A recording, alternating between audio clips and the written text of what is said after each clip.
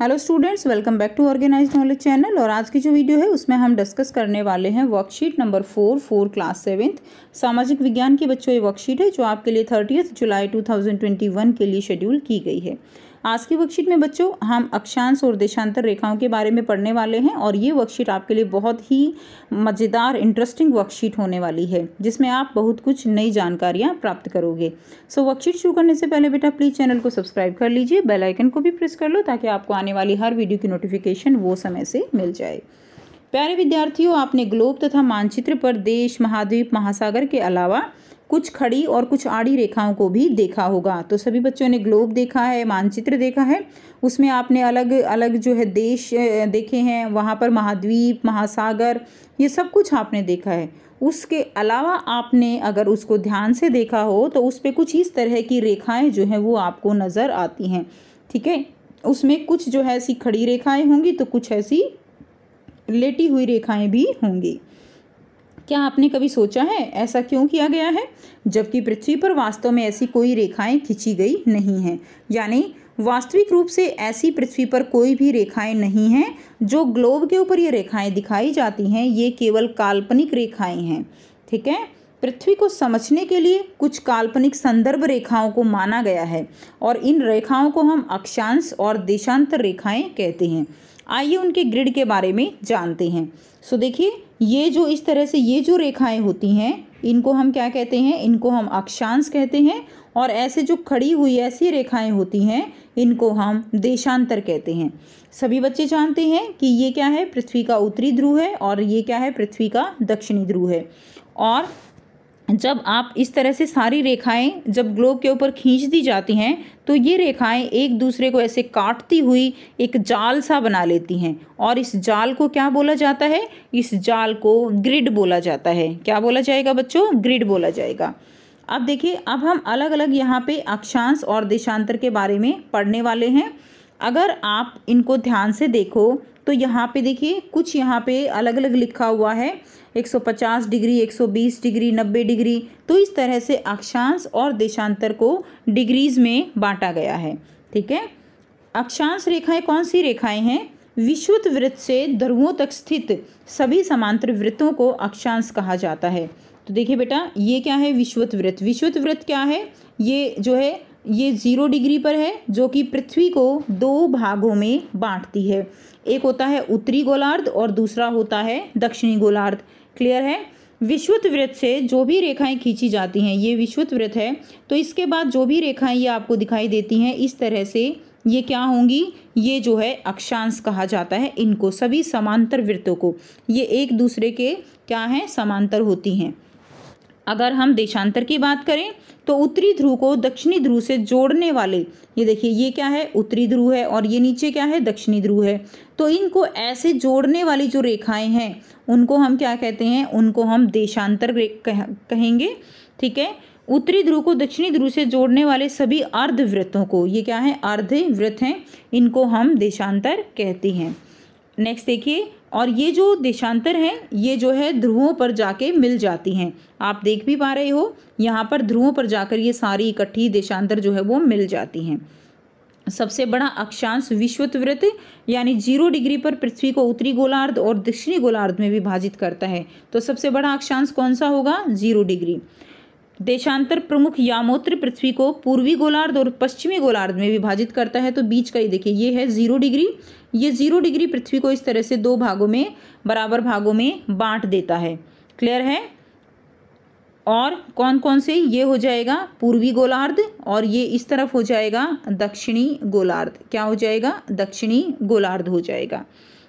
Next देखिए, अक्षांश जो है वो समांतर होते हैं और एक दूसरे से कभी नहीं मिलते। तो जो ये अक्षांश हैं ये एक दूसरे के क्या होंगे? ये एक दूसरे के समांतर होते हैं और ये एक दूसरे से कभी भी जो है क्या है? मिलते नहीं हैं। ठीक है, तो यानी ये इस तरह से ऐसे जो है सर्कल होते हैं, ऐसे अगर हम देखें तो ये एक दूसरे से कभी भी नहीं मिलते। नेक्स्ट देखिए, देशांतर समांतर नहीं होते हैं, तो ये एक दूसरे के समांतर नहीं है, देख पा रहे हो आप, और ये ध्रुवों पर जाकर मिल जाते हैं। नेक्स्ट है, अक्षांश का उपयोग ताप कटिबंध के निर्धारण में होता है, जो हम अभी आगे पढ़ेंगे ताप कटिबंध क्या है। और देशांतरों का उपयोग जो होता है प्रमुख यामूत्र के सापेक्ष स्थानीय समय को निर्धारित करने में किया जाता है। यानी पूरे वर्ल्ड का जो समय है वो कैसे सेट होता है, वो प्रमुख यामूत्र जो 0 डिग्री पर है इसके द्वारा जो है निर्धारित किया जाता है। ठीक है, उसके बाद देखिए नेक्स्ट है ग्रिड। अक्षांश और देशांतर रेखाओं के बने जाल को क्या कहा जाता है, ग्रिड कहा जाता है। इसका उपयोग किसी स्थान की वास्तविक स्थिति को जानने के लिए किया जाता है। तो ग्रिड में क्या होता है कि जिस तरह से जब मान लीजिए ये ग्रिड बन जाते हैं, तो इस तरह से ये ग्रिड बन गए तो कोई भी देश वो कौन से ग्रिड में है इससे उसकी एग्जैक्ट लोकेशन का पता लगाया जा सकता है। इसका उपयोग हम किसी भी स्थान, कोई भी देश, कोई भी जगह उसको पता लगाने में कर सकते हैं। अब यहाँ पे आपको एक चित्र दिया गया है जिसके थ्रू हम आगे समझने का प्रयास करेंगे। नेक्स्ट देखिए GMT। GMT क्या है, Greenwich mean time. Greenwich great Britain में स्थित है और इसका मान 0 डिग्री देशांतर है। यानी अगर हम समझें तो ये जो है नॉर्थ है और ये जो है साउथ है। ठीक है बेटा, ये उत्तरी ध्रुव है, ये दक्षिणी ध्रुव है। आप देखिए 0 डिग्री देशांतर जो पृथ्वी को इस तरह से पूर्वी गोलार्ध और पश्चिमी गोलार्ध 2 भागों में बांटता है, ये 0 डिग्री पर, ये 0 डिग्री देशांतर है। इसी 0 डिग्री देशांतर के आधार पर पूरे विश्व में समय का आकलन किया जाता है। और ये जो 0 डिग्री देशांतर है ये ग्रेट ब्रिटेन में स्थित है। याद रखेंगे, ग्रेट ब्रिटेन में स्थित है, जो कि कितने पर है, 0 डिग्री। अब इस तरह से मान लीजिए ये हमारे पास है।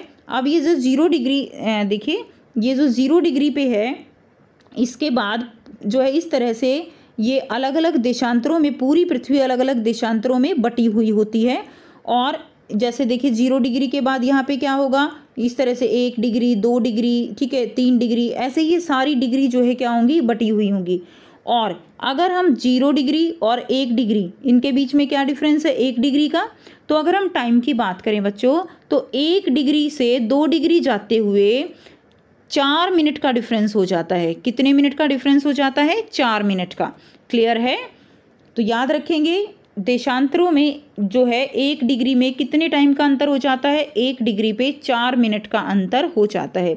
यानी अब अगर हम बात करें तो देखिए 0 डिग्री पे जो भी समय होगा, अब हमारा जो इंडिया है वो मान लीजिए यहाँ पर है, ठीक है, तो इसके कंपैरिजन में यहाँ तक आते आते क्या होगा, बहुत ज़्यादा टाइम का अंतर हो जाएगा।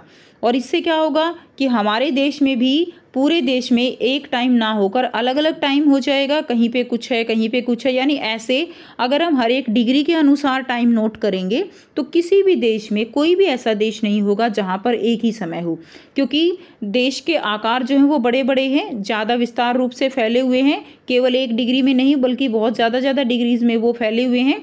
क्लियर है, तो इससे क्या होगा, समय का अंतर जो है वो बढ़ जाएगा। क्लियर, तो ये किसी भी देश के क्षेत्रफल पे निर्भर करता है कि वो कितने डिग्रीज में फैला हुआ है। उसके बाद देखिए, इसीलिए भारत में जो स्टैंडर्ड माना गया है, भारत का मानक यामूत्र माना गया है, वो 82 डिग्री 30 मिनट पूर्व देशांतर को माना गया है। क्लियर, यानी भारत में ये तो हो गया 0 डिग्री, और मान लीजिए भारत में जो है यहाँ पर आता है 82 डिग्री, तो 82 डिग्री 30 मिनट को यहाँ पे स्टैंडर्ड मान लिया गया। इसको स्टैंडर्ड मानने से क्या हुआ कि जो इंडिया है, पूरे इंडिया में एक ही टाइम जो है वो रहेगा। क्लियर है, आपको पता है अगर जो है अरुणाचल प्रदेश में की और गुजरात की बात करें, अरुणाचल प्रदेश में सूर्य के अस्त होने में और गुजरात में सूर्य के अस्त जो है उदय होने में बात कर सकते हो। सूर्य के उदय होने में 2 घंटे का अंतर है, यानी अरुणाचल प्रदेश में सूर्य 2 घंटे पहले उदय हो जाता है गुजरात के कंपैरेटिवली। क्लियर, यानी वहाँ पे 2 घंटे का अंतर हमारे जो है दोनों तरफ होना चाहिए, अरुणाचल प्रदेश और गुजरात की घड़ी में, लेकिन ऐसा नहीं है। वो इसलिए नहीं है क्योंकि जो इंडिया है, इंडिया के जो बिल्कुल सेंटर से, ठीक है, हमने 82 डिग्री 30 मिनट को क्या मान लिया है, मानक समय मान लिया है। और ये जो हमारी रेखा है ये उत्तर प्रदेश के मिर्ज़ापुर से गुजरती है। क्लियर है, उत्तर प्रदेश में मिर्ज़ापुर के वहाँ से जो है ये हमारा ये देशांतर गुजरता है। काफ़ी इंपॉर्टेंट है, याद रखेंगे। उसके बाद देखिए IST इंडियन स्टैंडर्ड टाइम, भारतीय मानक समय ग्रीनविच मीन टाइम से 5 घंटे 30 मिनट आगे है। समझ में आ गया बच्चों, यानी जब पूरे वर्ल्ड में जो टाइम है वो 0 डिग्री देशांतर के अकॉर्डिंग है, क्लियर है। वहाँ पे जो टाइम होगा हमारा जो इंडिया है उससे 5 घंटे 30 मिनट जो है क्या रहेगा, आगे रहेगा। ठीक है। सो अब देखिए इस तरह से अब यहाँ पे कैसे इसको बांटा गया है। अब यहाँ पे हम कुछ इंपॉर्टेंट और भी जो है अक्षांश और देशांश इनको समझने की कोशिश करेंगे। ये देखिए 0 डिग्री पे ये जो है क्या है, अक्षांश है। क्या है बच्चों, अक्षांश, जिसको हम क्या कहते हैं, विषुवत वृत्त, या आप क्या कहोगे, ये क्या है, विषुवत वृत्त है, जो कि पृथ्वी को 2 बराबर भागों में बांटती है, एक उत्तरी गोलार्ध में और एक जो है दक्षिणी गोलार्ध में, जिसको हम भूमध्य रेखा कहेंगे। क्या कहेंगे, भूमध्य रेखा, विषुवत वृत्त। उसके बाद अगर हम मेन जो अक्षांश है उसकी बात करें तो यह है कर्क रेखा, 23.5 डिग्री उत्तर, 23.5 डिग्री उत्तर। इसी तरह मकर रेखा है 23.5 डिग्री दक्षिण। उसके बाद है यहाँ पे उत्तर ध्रुव वृत्त है 66.5 डिग्री उत्तर, और दक्षिणी ध्रुव वृत्त है 66.5 डिग्री दक्षिण की तरफ। क्लियर है, बहुत इजी है याद करना। कर्क रेखा 23.5 डिग्री उत्तर, तो मकर जो है 23.5 डिग्री दक्षिण, भूमध्य रेखा 0 पे है, 66.5 डिग्री उत्तर पे है उत्तर ध्रुव वृत्त, और 66.5 डिग्री दक्षिण की तरफ है दक्षिणी ध्रुव वृत्त। अब ये जो अक्षांश हैं ये पृथ्वी को अलग अलग ताप कटिबंधों में बांटते हैं। अब ये ताप कटिबंध क्या है, यानी टेम्परेचर क्या है, किस एरिया में कितना टेम्परेचर रहेगा। जो विषुवत वृत्त है, भूमध्य रेखा के आसपास का जो एरिया है, यहाँ पर सूर्य की किरणें बिल्कुल सीधी पड़ती हैं विषुवत वृत्त पे, इसलिए इसके आसपास का जितना भी ये एरिया है, ये सारे के सारे एरिया में तापमान बहुत ज़्यादा रहता है, और तापमान ज़्यादा रहने के कारण इस पूरे को क्या बोला जाता है, उष्ण कटिबंध। क्या बोला जाएगा, उष्ण। उष्ण का मतलब होता है गर्म, बहुत गर्म, उष्ण कटिबंध। उसके बाद देखिए 23.5 डिग्री से लेकर और 66.5 डिग्री तक ये जो है ये मॉडरेट है, ना ज़्यादा गर्मी है ना ज़्यादा सर्दी है, इसको बोलेंगे शीतोष्ण कटिबंध। दोनों तरफ देखेंगे, इसको समझेंगे, ये क्या है, शीतोष्ण कटिबंध। उत्तर की तरफ उत्तरी शीतोष्ण कटिबंध रहेगा, दक्षिण की तरफ दक्षिणी शीतोष्ण कटिबंध रहेगा। क्लियर है। उसके बाद नेक्स्ट 66.5 डिग्री उत्तर से इधर पूरा और इस तरफ दक्षिण की तरफ ये है बच्चों उत्तरी शीत कटिबंध। शीत का मतलब होता है ठंडा, यानी यहाँ पर टेम्परेचर बहुत कम होता है, हर टाइम जो है इस एरिया में लगभग ध्रुवों पर क्या है, बर्फ़ जमी रहती है, तो इसीलिए ये कैसे कटिबंध हैं, ये शीत कटिबंध हैं, ठंडे कटिबंध हैं। क्लियर हो गया। यानी पृथ्वी को अक्षांश के आधार पर 3 कटिबंध में बांटा गया है। तो 3 कटिबंध कौन से हैं, एक आप लिखोगे उष्ण कटिबंध, शीतोष्ण कटिबंध, और तीसरा है शीत कटिबंध। क्लियर है। अब यहाँ पे गतिविधि दी गई है। गतिविधि 1 है, दिए हुए चित्र को ध्यानपूर्वक देखें और सभी महत्वपूर्ण अक्षांश तथा ताप कटिबंध को सूचित करें। तो बेटा बहुत ही आसान तरीके से आप इसको कर सकते हो। अभी हम इसके आंसर भी करेंगे। ठीक है, तो 2 गतिविधि आपको यहाँ पे दी गई हैं, तो ये बेटा करते हैं इनके आंसर। गतिविधि 1 है, दिए गए चित्र को ध्यान से देखें और सभी महत्वपूर्ण अक्षांश और ताप कटिबंध क्षेत्रों की सूची बनाइए। तो महत्वपूर्ण अक्षांश आप लिखेंगे विषुवत वृत्त 0 डिग्री, कर्क रेखा 23.5 डिग्री उत्तर, मकर रेखा 23.5 डिग्री दक्षिण, उत्तर ध्रुव वृत्त 66.5 डिग्री उत्तर, दक्षिणी ध्रुव वृत्त 66.5 डिग्री दक्षिण, ये आप लिख लेंगे। उसके बाद है पृथ्वी के 3 महत्वपूर्ण ताप कटिबंध। नंबर 1 उष्ण कटिबंध, नंबर 2 शीतोष्ण कटिबंध, नंबर 3 है शीत कटिबंध। सबसे ज़्यादा गर्म, ये जो है ना ज़्यादा गर्म ना ज़्यादा ठंडा, और तीसरा है सबसे ज़्यादा ठंडा। नेक्स्ट गतिविधि 2 में देखिए क्या दिया गया है, पता लगाएं कि अगर भारत में दोपहर के 2 बज रहे हैं तो ग्रीनविच में उस समय क्या बज रहा होगा। क्लियर है, ग्रीनविच में क्या बज रहा होगा ये आपको बताना है। तो हमने पढ़ा कि भारत का जो समय है ग्रीनविच से 5 घंटे 30 मिनट आगे है। भारतीय मानक समय ग्रीनविच माध्य समय से क्या है, 5 घंटे 30 मिनट आगे है। तो अगर हम 5 घंटे 30 मिनट आगे हैं तो हम अगर देखेंगे 0 डिग्री देशांतर के हिसाब से, देखिए यहाँ पे अगर हम हैं तो 5 घंटे 30 मिनट हम आगे हैं। ठीक है, और अगर यहाँ पे जाएंगे तो क्या होगा, 5 घंटे 30 मिनट पीछे जाना पड़ेगा। सिंपल सी बात है बच्चों। तो 5 घंटे 30 मिनट जब हम पीछे जाएंगे तो इसके हिसाब से जब भारत में 2 बजेंगे तो ग्रीनविच में कितना बज रहा होगा, 8:30 बज रहा होगा। आप देख लीजिए, आप 2 बजे के, दोपहर के 2 बजे हैं, तो आप पीछे जाके देखिए तो सुबह के वहाँ पे क्या बज रहे होंगे, सुबह के 8:30 जो है वहाँ पे बज रहे होंगे। क्लियर? तो इस तरह से आप इसको कर सकते हो। सो ये थी बच्चों आपकी आज की वर्कशीट बेटा। आई होप आपको वर्कशीट क्लियर है। कोई भी डाउट है आप कमेंट करके पूछ सकते हो। वीडियो अच्छी लगी तो लाइक कर दीजिए, शेयर कर दीजिए और चैनल को सब्सक्राइब कर लीजिए। So thanks for watching. मिलते हैं नेक्स्ट वीडियो में।